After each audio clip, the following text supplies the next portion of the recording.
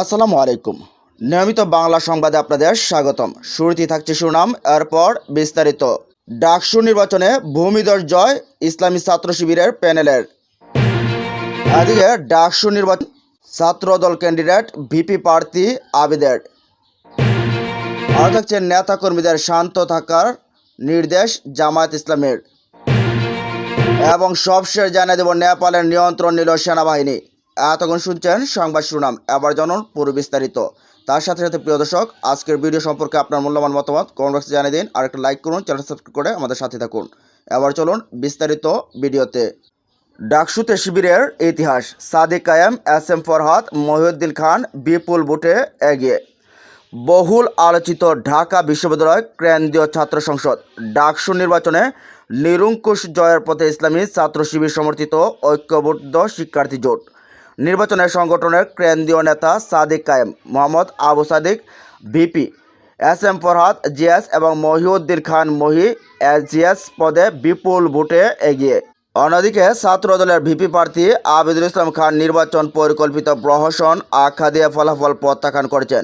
তবে সংগঠনটির জিএস প্রার্থী কারচুপির অভিযোগ আনলেও ঢাকা বিশ্ববিদ্যালয়ের শিক্ষার্থীদের পাশে থাকার অঙ্গীকার ব্যক্ত করেছেন।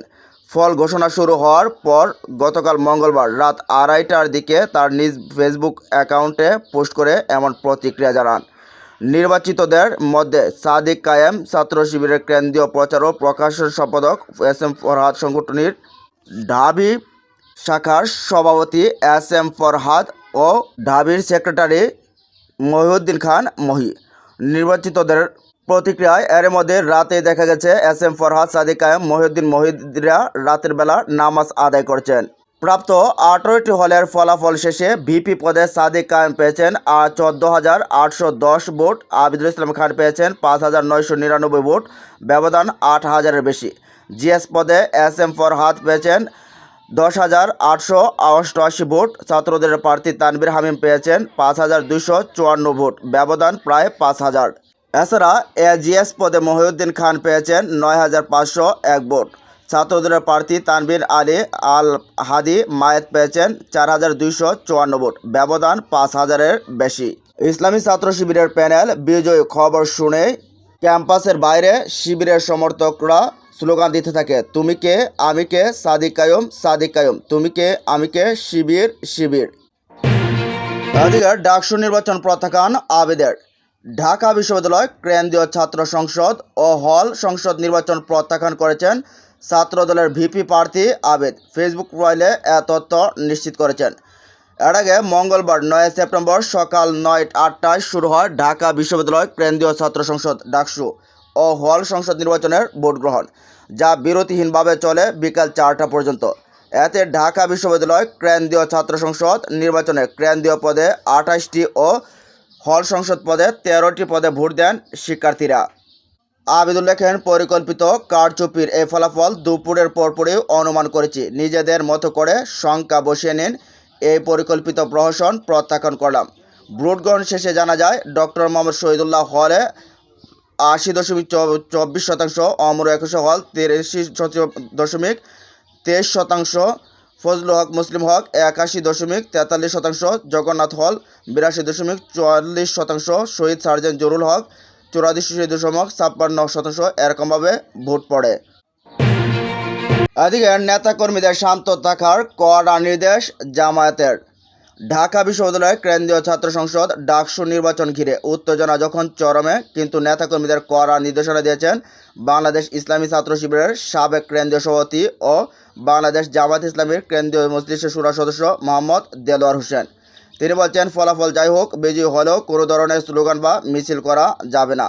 মঙ্গলবার দিবাগত রাতে রাজধানীর শাহবাগ এলাকায় অবস্থানরত নেতাকর্মীদের উদ্দেশ্যে দেলোয়ার হোসেন এর নির্দেশনা দেন। দেলোয়ার হোসেন বলেন, আপনাদের আন্তরিকভাবে ধন্যবাদ জানাচ্ছি। আপনারা এখন পর্যন্ত এখানে সহাবস্থান করছেন, শান্তিপূর্ণ অবস্থান করছেন। ইনশাল্লাহ বিজয় আমাদের হবে, তবে বিজয়ী হলেও মিছিল করা যাবে না, স্লোগানও দেওয়া যাবে না। আমাদের কেন্দ্রীয় নির্দেশনা খুব স্পষ্ট।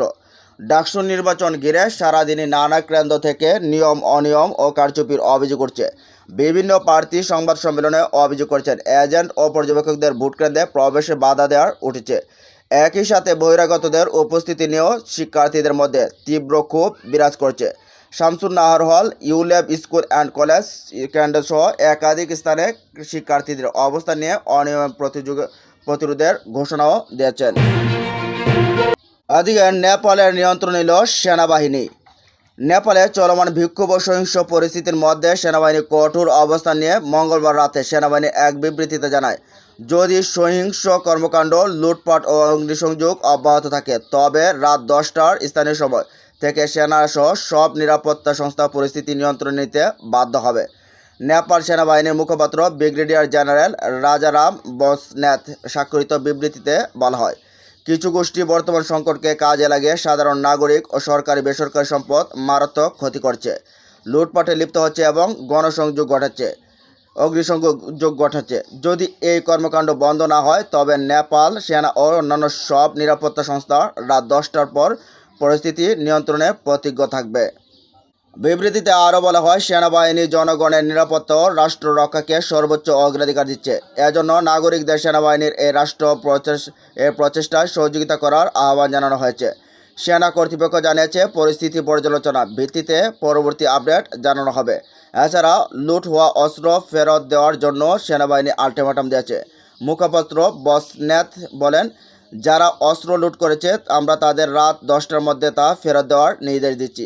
এর আগে মঙ্গলবার সন্ধ্যায় নেপালের সেনাপ্রধান অশোক রাজ সিকদেল জাতির উদ্দেশ্যে ভাষণ দেন। তিনি তরুণ প্রজন্মের বিক্ষোভকারীদের প্রতি আহ্বান জানিয়ে বলেন, সহিংস পথ পরিহার করে আলোচনার টেবিলে বসতে হবে।